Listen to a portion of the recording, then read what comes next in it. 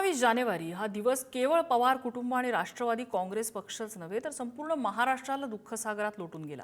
दुखवटा हळूहळू बाजूला सरत असताना आता सुरू झाला आहे शंका कुशंका आणि आरोपांचा पाऊस। अजित पवार यांच्या अपघातावर ममता बॅनर्जी यांनी पहिल्याच दिवशी शंका उपस्थित केल्यानंतर स्वतः शरद पवारांनी समोर येत हा घातपात नव्हे तर हा अपघात आहे याचं राजकारण करू नये असं वक्तव्य केलं होतं। मात्र तरी सुद्धा हा अपघात की घातपात हा सूर पूर्णपणे मावळलेला नाही। आज राष्ट्रवादीचे आमदार अमोल मिटकरी यांनी शंका उपस्थित केली। तिकडे शिवसेना उद्धव ठाकरे पक्षाचे खासदार संजय राऊतांनी या प्रकरणात जस्टिस लोया यांच्यासारख्या संशयास्पद मृत्यूसारखा प्रकार दिसतोय किंवा असू शकतो अशी शंका व्यक्त केली आहे। तिकडे काँग्रेसचे वडेट्टीवार चौकशीची मागणी करतायत। हे सगळं पाहता नेमकं चाललंय काय असा प्रश्न पडतो। अपघाताची चौकशी डीजीसीए आणि इतर यंत्रणांकडून सुरू आहे।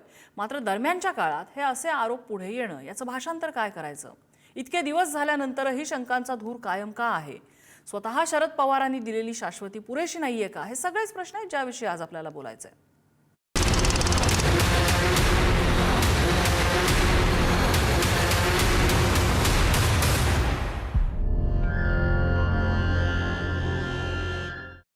आणि या सगळ्या संदर्भात बोलण्यासाठी स्वतः आमदार अमोल मिटकरी आपल्यासोबत आहेत। आपल्यासोबत ज्येष्ठ पत्रकार आणि राजकीय विश्लेषक संजय जोग सर आहेत आणि थोड्याच वेळात आमच्या मल्टीमीडिया संपादक मृणालिनी नानिवडेकर मॅम सुद्धा येतील आपल्यासोबत। आपण चर्चेकडे वळण्यापूर्वी स्वतः मिटकरी तर आपल्यासोबत आहेतच, त्यांच्याकडून आपण थेट जाणून घेऊ। मात्र इतर काय प्रतिक्रिया उमटल्यात त्याही ऐकूया।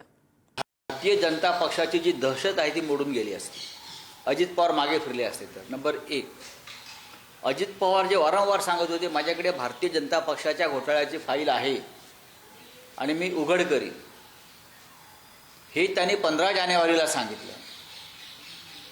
हे त्यांनी 15 जानेवारीला सांगितलं आणि पुढल्या 10 दिवसामध्ये त्यांच्या विमानाचा अपघात होऊन त्यांचा मृत्यू झालेला आहे। हे रहस्यमय आहे। मला जस्टिस लोहियाची आठवण येते। या प्रकरणानंतर मला जस्टिस लोहियाची आठवण झाली, त्या प्रकरणाची आठवण झाली। मी कोणावरती आरोप करत नाही, पण या लोकांच्या मनातल्या शंका आहे। राष्ट्रवादी काँग्रेसच्या 2 गटांचा एकत्रीकरणाचा निर्णय अजितदादा शरद पवार साहेब घेतील। आता भारतीय जनता पक्षाला का सांगितलं नाही?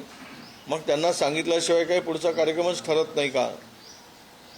मग हा पक्ष भारतीय जनता पक्ष म्हणेल त्याच पद्धतीने चालतो का? आता हे अनेक प्रश्न त्या ठिकाणी उपस्थित होतात। पण एक खरं आहे की या चर्चा पुढे गेलेल्या होत्या। एक खरं की 2 पक्ष एकत्र येऊ नयेत हा कट कुठेतरी शिजला आणि त्यातून ही टिंगणी पडली असं मला वाटतं। आणि मी सुरुवातीलाच जाईन अमोल मिटकरी यांच्याकडे। मिटकरीजी, हा अपघात नव्हे हा घातपात, काय कारण आहे असं अशी शंका तुम्ही उपस्थित केली त्याबद्दल? मी दोघांच्या पण प्रतिक्रिया ऐकल्या, संजय राऊतांची प्रतिक्रिया ऐकली आणि वडेट्टीवारांची प्रतिक्रिया ऐकली। त्या राजकीय प्रतिक्रियेतून त्या प्रतिक्रिया आहेत। माझी प्रतिक्रिया थोडी वेगळ्या पद्धतीची आहे की हा अपघात टाळता आला असता।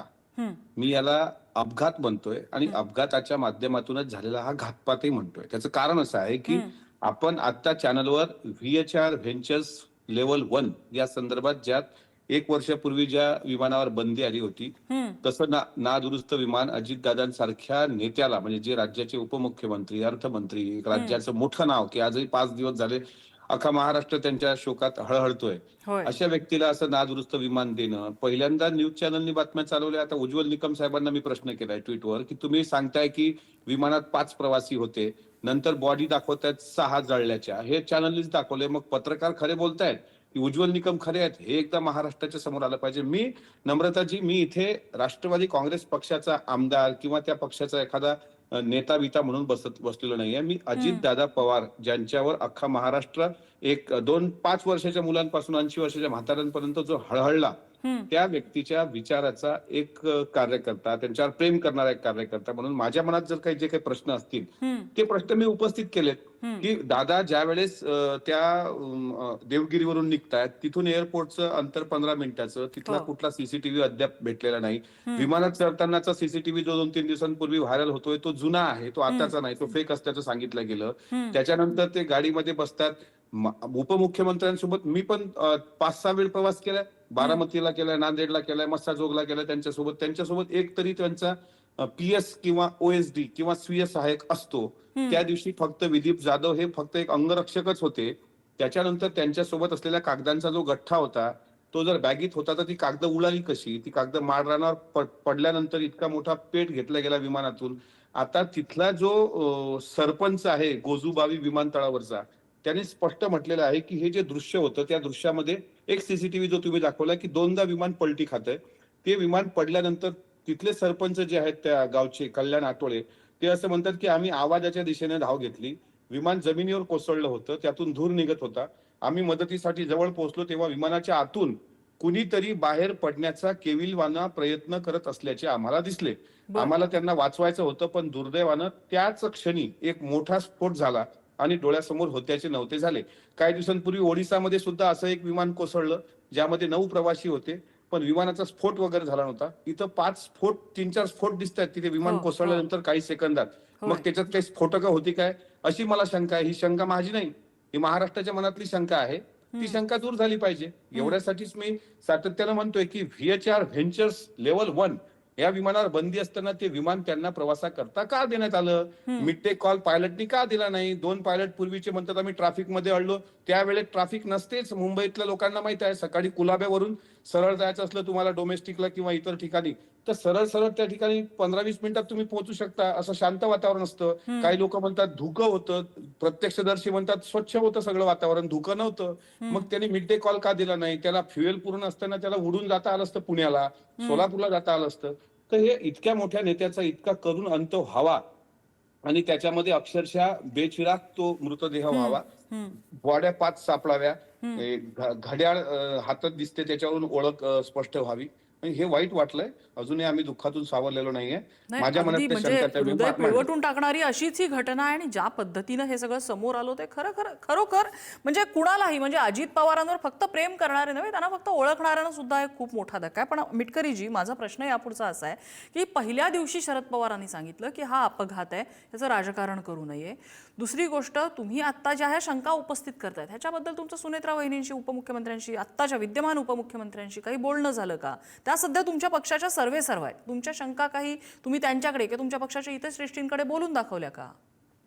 हा, दोन्ही प्रश्नाची उत्तर आहे का. ममता बॅनर्जींनी शंका उत्पन्न केल्यानंतर त्याच वेळेस पवार साहेबांनी त्याचं स्पष्टीकरण दिलं होतं की हा अपघात आहे, याचं राजकारण करू नये. हे करण्यामाग मी तुम्हाला सांगतो, त्या दिवशी आम्ही पण धक्क्यात होतो, आम्हाला पण ते वाटत होतं. शेवटी पवार साहेब त्या परिवारातले ज्येष्ठ आहेत, अजितदादा त्यांच्या मुलांसारखे आहेत आणि अशी घटना घडल्यानंतर जर अशी काही वस्तुस्थिती लक्षात आल्यावर तसं बोललं गेलं असतं तर कदाचित आगडोंब उसळला असता महाराष्ट्रामध्ये. 5 ते 7 लाख लोक अजितदादाच्या अंत्यसंस्कारावर मी स्वतः प्रत्यक्ष डोळ्यांनी पाहिलेत. भिगवण, इंदापूर, बारामती त्या परिसरामध्ये त्यांचा जनक्षोभ जो होता तो उसळू नये म्हणून एक कुटुंब प्रमुख म्हणून ती भूमिका घेणं समाजसंमत होतं. हळूहळू जसं साहेबांच्या काही गोष्टी लक्षात येतील, स्वतः रोहित पवार बोललेत की 13 दिवसानंतर आम्ही पण पत्रकार परिषद घेऊन अनेक गोष्टी यातल्या बाहेर आणू. आता आमच्या पक्षाच्या ज्या राष्ट्रीय अध्यक्षा, मी त्या स्पष्ट सांगतोय पुढारीला, कारण त्याच राष्ट्रीय अध्यक्षा व्हाव्या हे आमच्या सर्वांची भावना आहे. आमच्या पक्षाच्या गटनेत्या आणि राज्याच्या उपमुख्यमंत्री, पहिल्या महिला उपमुख्यमंत्री सुनेत्रा वहिनींसोबत माझं परवाच्या दिवशी शपथविधीनंतर देवगिरीवर माझी त्यांची भेट झाली. पण भेट झाली त्यावेळेस प्रचंड गर्दी त्यांच्या भोवती होती. त्यांची मानसिकता बोलण्याची कोणाशीच नव्हती. प्रचंड दुःख होतं आणि सर्वांशी मी भेटूनच आलो, पण या बाबतीत मी कोणाशीही चर्चा केलेली नाही. मला माझ्या सत्सद विवेक बुद्धीला जे पटलं ते प्रश्न मी मीडियाच्या माध्यमातून उचललेले आहेत. त्याचं उत्तर आलं पाहिजे. माझं सर्वात महत्वाचं की ब्लॅक बॉक्स मधला डेटा ज्याबाबत स्वतः सीएम साहेब बोलले आणि सीएम साहेबांनी स्वतः हे विषय गांभीर्याने घेतलेला आहे. त्यांनी CID कडे हा तपास पण केलेला आहे. आता AIB कडे जर हा ब्लॅक बॉक्स उपलब्ध आहे तर तो डेटा पटकन मुरली मोहोळांनी आणि इतरांनी सार्वजनिक करून आमच्या मनातल्या शंकेचं निराकरण करावं. कारण नेता केलाय ना महाराष्ट्राचा, फक्त राष्ट्रवादी काँग्रेस पक्षाचा गेलेला नाहीये. आपल्यासोबत बरं, ठीक आहे, मी येते पुन्हा आपल्याकडे. संजय जोग सर आहेत आपल्यासोबत, राजकीय विश्लेषक आहेत, वरिष्ठ पत्रकार आहेत. जोग सर, आता अमोल मिटकरींनी जे त्यांच्या मनामधलं दुःख आहे ते बोलून दाखवलं. दुःख आपण समजू शकतो, पण आपल्याला वास्तवापासून दूर जाऊन चालणार नाही. ते ज्या शंका उपस्थित करतायत, राज्यातले अनेक नेते, संजय राऊतांचं आपण आता ऐकलं, वडेट्टीवारांचं ऐकलं, ही जी शंका उपस्थित करतायत की हा घातपात असू शकतो, कसं बघायचं, याचं भाषांतर कसं करायचं? मी नुसतंच पॉलिटिकल कव्हर करत नाही, मी काही बाबतीत इलेक्शनवर लिहिलेलं आहे. मी स्वतः बोईंगच्या फॅक्टरीला सिएटलला व्हिजिट केलेली आहे. आणि बरेचदा असे ऍक्सिडेंट होतात. या संदर्भात मी बऱ्यापैकी याचा अनालिसिस किंवा डीजीसीए कडनं जी माहिती होते त्याच्यावर लिहित असतो. मला असं वाटतं कसं आहे ना, लेट्स आपण थोडं जरा डेव्हिएट करूया. मी पॉलिटिकल काय बोलतात मी त्याच्यात शिरणारच नाही. प्युअरली आपण आता बघूया याच्यात काय असू शकतं. एक म्हणजे ह्युमन एरर, मानवी त्याच्यातलं चूक आहे का. त्यानंतर दुसरं, ह्या संबंध विमानातलं इंजिन फेल्युअर झालेलं होतं का. त्यानंतर जे क्रू मेंबर्स असतात त्यांच्याकडनं काही चाल ढकल किंवा त्यांच्यातल्या काही एरर्स किंवा लॅप्सेस झालेले होते का. आणि मग त्याचबरोबर पुढे हा संबंध महत्वाचा जो क्रिटिकल असतो, तो जे विमान होतं बंबार्डियर, तर त्याच्यामधला मेंटेनन्स मध्ये कुठे लॅप्सेस झालेले होते का. मला असं वाटतं ह्या आत्ताच्या घडीला तरी हे घातपात आहे का बाकीच्या विषयावर मी जाणारच नाही, कारण तो इन्व्हेस्टिगेशनचा भाग असतो. आता मिटकरी बोलून गेले की ब्लॅक बॉक्स मिळालाय, ब्लॅक बॉक्स मिळाला आणि तो उघडला की दागिन्याचा पॅटर्न आपल्याला किती आहेत असं कधीच कळत नाही. It needs to be a critical analysis. त्याला वेळ लागतो. तो कोणी आलं वरनं तरी त्याच्यातलं काय होतं हे सांगायला वेळ लागणार. त्यामुळे मला असं वाटतं नम्रता थोडा आपल्याला वेळ द्यावा लागेल. मी त्याच्या पुढे जाऊन आणखीन एक सांगतो की जर का विमान म्हणजे जे दोघंही वैमानिक एक्सपिरियन्स होते, त्यांच्या दोघांनी म्हणजे त्या ज्या लेडी पायलट होत्या त्यांच्या तर 15,000 एकूण नॉटिकल माइल्स आणि या संबंध याचा तर त्यांचा अनुभव होता. या वेळेला अशा वेळेला जर का टेक्निकल बाबीमध्ये जर का ऍक्सिडेंट झाला असेलच, कारण आपण हे स्वतः असं ठामपणे सांगू शकत नाही. वेन AIIB इज इन्व्हेस्टिगेशन, ज्या वेळेला सिव्हिल एव्हिएशन मिनिस्ट्रीनी क्लिअर कट गव्हर्नमेंट ऑफ महाराष्ट्राला सांगितलेलं आहे की जे कोणतं तुमचे फॉरेन्सिक कलेक्शन आहेत त्याच्या संदर्भातलं जे प्रयत्न चालू आहेत त्याच्यासाठी आम्हाला आता साध्या ते गव्हर्नमेंट ऑफ महाराष्ट्र देतेच आहे. त्यामुळे मला असं वाटतं हा घातपात का त्याच्या पलीकडचं सॅबोटाज याच्यावर मी आता कॉमेंटच करणार नाही. हे पॉलिटिकली बोलणं ठीक आहे, पण ऍज अ जर्नलिस्ट ज्यांनी एव्हिएशन सेक्टरमध्ये बऱ्यापैकी काम केलंय, ज्याच्यामध्ये जोपर्यंत इन्व्हेस्टिगेशन पूर्ण होत नाही, म्हणजे तू बघितलं असेल एअर इंडियाचं जेव्हा विमान कोसळलं अहमदाबादच्या इथे, तेव्हा एक रिपोर्ट आल्यावर त्याच्यावर ऑब्जेक्शन घेण्यात आलं आणि त्याच्यानंतर त्याला जे कोण देणार होते AIBचा असा कुठलाही रिपोर्ट नाही म्हणून क्लिअर करावं लागलं DGCA आणि मिनिस्ट्रीला. त्यामुळे आपण पत्रकार इथे बसून जर का कॉमेंट केली तर मला असं वाटतं ते बरोबर होणार नाही. फक्त 3 मुद्दे सांगतो. एक, आता AIBची जी इन्व्हेस्टिगेशन चालू आहे ते इन्व्हेस्टिगेशन पूर्णत्वाकडे जाण्यासाठी जे म्हणून त्यांना मिळणारे जे प्रूफ्स आहेत, एव्हिडन्स आहेत त्याच्यावर त्यांनी काम केलं लागेल. दुसरं, हे सर्व करत असताना सुद्धा DGCA ज्या पद्धतीने अशा प्रकारच्या फ्लाईटला क्लिअरन्स देते त्याच्यात ट्रान्सपरन्सी आहे का हा महत्वाचा डिबेटेबल इश्यू आहे. तर ती ट्रान्सपरन्सी आणण्यासाठी सगळे पक्ष असतील, मग सिव्हिल एव्हिएशन मिनिस्ट्री असेल, DGCA असेल, हे त्याच्यासाठी काही आता नवीन प्रणाली करणार का. आणि तिसरा, अशा प्रकारचं जर काम प्रणाली केली तर त्याची अंमलबजावणी चोख होते की नाही हे DGCA कडनं करण्यात येईल की नाही या संदर्भात आपल्याला बोलावं लागेल. तरच शेवटी अल्टिमेटली ऍक्सिडेंट इज ऍक्सिडेंट. पण अशा प्रकारचे जे काहूर माजलं जातं तर त्याला कुठेतरी आळा घालण्यासाठी आता तरी मला असं वाटतं ज्या मी तज्ञांशी बोलतोय त्यांनी मला सांगितलेलं आहे त्याच्यावरनं मी हा आता असा एक निष्कर्ष झालो. आणि एक शेवटचा मुद्दा सांगतो. जनरली मी बऱ्याच म्हणजे काय म्हणतात ना कमर्शियल फ्लाईट असतात त्यांच्या फ्लाईटशी बोलतोच, पण नॉन कमर्शियल फ्लाईट म्हणजे आता ज्याला जसं दादा घेऊन गेलो ते त्याला प्रायव्हेट फ्लाईट म्हणतात.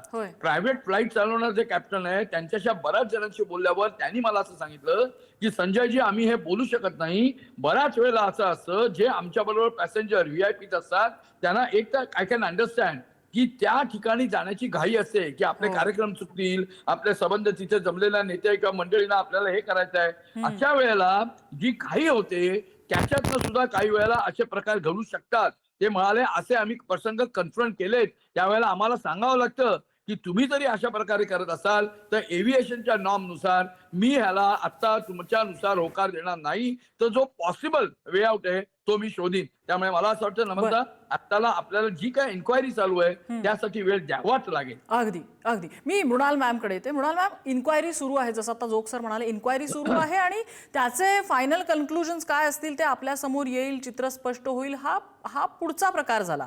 पण आता संजय राऊतांसारख्या नेत्यांची जी वक्तव्य समोर येत आहेत की जस्टिस लोयांसारख्या प्रकरणासारखा इथे संशय यायला वाव आहे वगैरे, ही जी वक्तव्य येत आहे तर याचं राजकीय भाषांतर कसं करायचं. वडेट्टीवारांसारखा नेता आज म्हणतोय की किंवा जयंत पाटलांसारखा नेता आज म्हणतोय की 80% महाराष्ट्राला वाटतं याच्यामध्ये घातपात आहे. असं करून कुठे प्रेशराईज करायचा प्रयत्न होतोय का, किंवा आत्ता ह्या घटनेनंतर विलिनीकरणाची चर्चा जी काही लांबणीवरती पडलेली आहे वगैरे असे काही कयास बांधले जात आहेत, तर त्या सगळ्या भोवती हे राजकारण ढवळून काढायचा हा प्रयत्न आहे का अशा वक्तव्यांनी?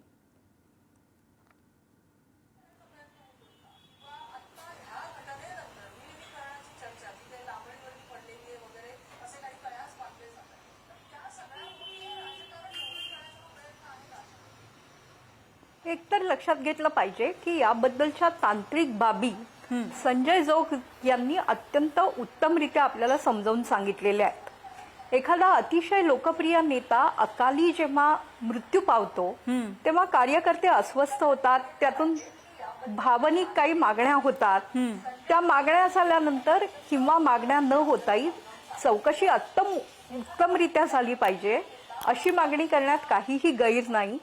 त्याचं उत्तर देणं योग्य प्रकारे हे त्या त्या संस्थांचं उत्तरदायित्व असतं. आता प्रश्न राहतो तो असा की महाराष्ट्रात सगळ्याच गोष्टींचं आजकाल राजकारण केलं जात आहे. 80% महाराष्ट्राला असं वाटतंय असं सांगून ज्या प्रकारे वातावरण पेटवलं जात आहे ते खरं तर दुर्दैवी आहे. अतिशय जबाबदार नेते आहेत हे सगळे. त्यांनी फक्त म्हणायला पाहिजे की याबद्दलची योग्य ती चौकशी झालीच पाहिजे, तशी आमची आग्रही मागणी आहे. दुसरा अतिशय महत्वाचा नम्रता मुद्दा तू पुढे आणलेला आहे तो विलिनीकरणाचा. एक तर याबाबत धर्मनिरपेक्षता हे तत्व पवार साहेबांचा गट सोडणार आहे का हा पहिला मुद्दा जो आपण पहिल्या दिवसापासून विचारतो. तो मुद्दा सोडून ते किंवा धरून ते एनडीए मध्ये विलीन पावायला तयार आहेत का हा दुसरा मुद्दा. आणि नाहीतर उलटी अशी भूमिका की पवार साहेबांनी आणि अजितदादांनी एकत्र येण्यासाठी अजितदादांचे जे काय अनुयायी आहेत, मंत्री आहेत, आमदार आहेत ते सत्ता सोडायला तयार होते का. बाकी विलिनीकरणाची चर्चा केव्हा झाली, त्याला कोण उपस्थित होतं, ते कोणाला माहित नव्हतं, ते मला माझे अजितदादा मित्र होते म्हणून सांगितलं गेलंच असतं वगैरे मुख्यमंत्र्यांचं विधान आपण सगळं ऐकलं. मूळ मुद्दा आहे की यातल्या वैचारिक भूमिका नेमक्या कोणी बदलल्या होत्या, पवार साहेबांच्या गटानी का अजितदादाच्या गटानी. आणि विलिनीकरण जर होणार होतं तर एनडीएचा सदस्य व्हायला पवार साहेबांचा गट तयार होता का. सुनील तटकरे यांनी याबद्दल प्रदेशाध्यक्ष अजितदादा गटाचे या न्यायानी आणि या नात्यांनी स्पष्टीकरण दिलेलं आहे की आम्ही एनडीए मध्ये आनंदी आहोत, एनडीए आम्हाला मान देत आहे. आता एनडीए योग्य आहे का, एनडीए भारतासाठी काय करताय वगैरे वेगळे मुद्दे आहेत. पवार साहेबांच्या गटाला ही भूमिका मान्य आहे का याबाबत माझ्या मते तरी अजून तरी पवार गटाचं कोणीही बोललेलं नाही. पवार साहेब सकाळी पत्रकारांशी बोलताना म्हणाले की जे त्यावेळेला हजरच नव्हते त्यांना याबद्दल काय माहित असेल. अगदी व्हॅलिड मुद्दा आहे. पण मग भूमिका सोडली जाणार होती का याबद्दलचं तथ्य भारतासमोर निदान महाराष्ट्रासमोर तरी यायला हवं. आणि भूमिका विसरून जर विलिनीकरण होत असेल आणि दोन्ही बाजूंची मान्यता असेल तर त्याच्यावर कोणीच आक्षेप घेण्याचं काही कारण नाही. पण मुळातच अजितदादा यांच्या निधनानंतर ज्या काही चर्चा सुरू झालेल्या आहेत त्या चर्चांना काही भान आहे का. कोणीतरी म्हणतंय की हा शपथविधी अचानक का झाला, कोणीतरी म्हणतंय की विलिनीकरणाच्या चर्चा आताच का सुरू झाल्या. हे सगळं जरा थांबवा. महाराष्ट्रासमोरचे प्रश्नही वेगळे आहेत आणि तुम्ही वैचारिक भूमिकेबाबत नेमकं अंतर उल्लंघलेलं आहे का ते दोन्ही गटांनी स्पष्ट करा. मी अमोल मिटकरींकडे पुन्हा एकदा येते. मिटकरीजी, माझा आवाज जर तुमच्यापर्यंत पोहोचत असेल तर या सगळ्यामध्ये एक अशी शंका उपस्थित केली जाते की अशा शंका घेऊन एक तुमच्या पक्षाला प्रेशराईज करायचं. सुनेत्रा पवार जे स्वतः आता दुःखात आहेत आणि आपण समजू शकतो त्यांची परिस्थिती, त्या ज्यावेळेला उपमुख्यमंत्री पदाचा पदभार स्वीकारतायत त्यावेळेला त्यांना सगळ्या बाजूने प्रेशराईज करायचं, त्यांच्या क्षमतेवरती प्रश्न उपस्थित करायचे, त्यासाठी या चर्चा सुरू झाल्यात असं एक विश्लेषण समोर येत आहे. माझा आवाज येतोय नम्रता तुम्हाला? बोला बोला. तुमचा स्क्रीन थोडा रोटेट केला तर बरं होईल. तुमचा स्क्रीन रोटेटेड नाहीये. स्क्रीन रोटेटेड नाहीये. आता बघा. हा ठीक आहे, आता बोला. मला आवाज डबल येतोय का? मी सांगते इकडे बदलायला. तुमचा आवाज व्यवस्थित येतो आमच्यापर्यंत, तुम्ही बोला. आता सन्माननीय दोन्ही पत्रकार महोदयांचं त्यांनी लावलेल्या काय त्यांचा आकलन आहे त्यात मी ऐकलंय. पहिले संजय जोग साहेब बोलले, आता ते वरिष्ठ आहेत. माझा मूळ प्रश्नाला त्यांनी अशी मस्त बगल दिली अहो काय ते काय म्हणतायत की असे काही लोक धावपळीत जातात, मग त्या विमानांना सूचना असं होत आहे, अरे माणूस गेलाय महाराष्ट्राचा. आम्ही कार्यकर्ते म्हणून आम्ही राजकारण करत नाही आहे. तुम्ही तुमचं विश्लेषण मांडण्याचा मृण्मयीताईंना, संजय साहेबांना हे आहेच. तुम्ही आम्हाला हे सांगताय की ब्लॅक बॉक्स मधील डेटा सार्वजनिक करायला खूप वेळ लागतो. ठीक आहे ना, आम्हाला नाही माहित बाबा तितक्या तांत्रिक अडचणी. आम्हाला एवढं वाटतं की अजित दादा मला फक्त 2 प्रश्नाची उत्तरं द्या, दोन्ही पत्रकारांनी उत्तर द्यावं की आजची चर्चा अजितदादांच्या दुर्दैवी जो घात अपघात झाला त्या संदर्भातली आहे. विलिनीकरणाची चर्चा आता मृण्मयीताईंनी काढली. विलिनीकरणासंदर्भात प्रश्न विचारला की नाही विचारला माझं त्याकडे लक्ष नव्हतं, कारण मला आवाज येत नव्हता. माझा प्रश्न असा आहे की ज्या VHR व्हेंचर्स लेव्हल 1 वर बंदी होती, 1 वर्षापूर्वी त्यावर बंदी आणली, ते विमान उपमुख्यमंत्र्यांना का दिलं गेलं? ते कागदपत्र का जळाले नाहीत? त्यांच्यासोबत 5 माणसं होती की 6 लोक होती, याचं काही कुठं पुढं दिसत नाही काय झालेलं. ब्लॅक बॉक्सचा डेटा ठीक आहे, आम्ही म्हणतो 2 वर्षांनी द्या, आमचं काय म्हणणं नाही. पण निदान ह्या ज्या काही चर्चा आहेत की सकाळी अजितदादा देवगिरीवरून निघतायत, त्यांचं कुठं CCTV फुटेज दिसत नाही आहे, त्याच्यामध्ये आम्हाला शंका अशी आहे पायलट का बदलले गेले, असे नादुरुस्त विमानं का दिल्या गेली. आता त्या एवढ्या मोठ्या माणसाचा दुर्दैवी अंत झाल्यानंतर आम्हाला हळहळ वाटणार नाही? आम्ही बोललो तर काय राजकारण म्हणून बोलतो? आमच्या मनात पण काहीतरी काहूर आहे ना त्या गोष्टीचं. आम्हाला हे प्रश्न पडतायत. तुम्ही विमानांच्या आणि त्या कंपन्यांची बाजू घेऊन नका बोलू, तुम्ही पत्रकार आहात. आम्हाला आमच्या भावना तीव्र आहेत. महाराष्ट्र आज विचारतोय की अजितदादांचं नेमकं काय झालंय. हे तुकाराम महाराजांच्या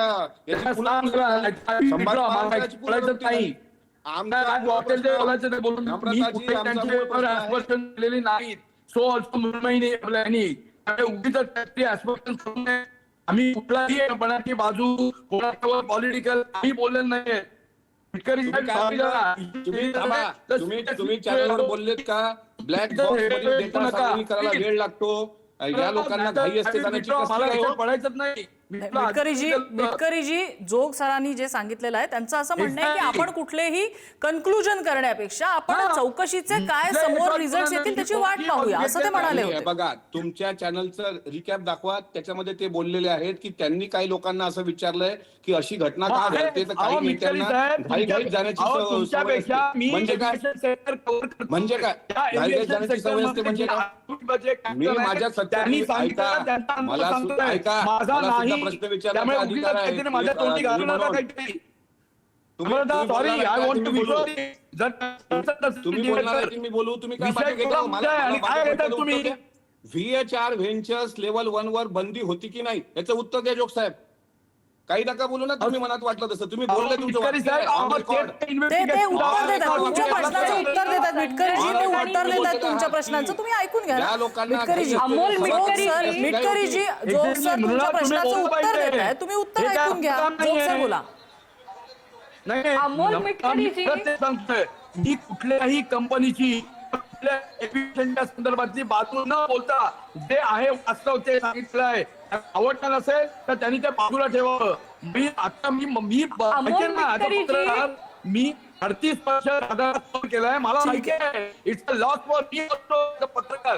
तुम्ही उगीच मला काहीतरी सांगू नका. सर तुमचा मुद्दा लक्षात आला, पण आय एम सॉरी मला तुम्हाला इंटरप्ट करावं लागेल. तुमच्याकडून नेटवर्कचा काहीतरी इश्यू दिसतोय. तुमची फ्रेम फ्रीज होती आणि तुमचा आवाज फ्रीज होतोय. मृणालिनी मॅम काय तुम्हाला उत्तर देत आहेत? मिटकरीजी, मृणालिनी मॅम तुम्हाला उत्तर देत आहेत. मृणालिनी मॅम बोला. मी त्या चर्चेसाठी आलेलोच नाही पुढारी न्यूज मध्ये. मी चर्चेसाठी आलोय की माझ्या मनात ज्या शंका उत्पन्न झाल्या, मी संजय राऊतांच्या सारखं बोललेलो नाही, मी वडेट्टीवारांसारखं बोललेलो नाही, मी कार्यकर्ता अजितदादाचा त्या पक्षाचा कार्यकर्ता म्हणून माझ्या अमोल मिटकरीजी, अमोल मिटकरीजी,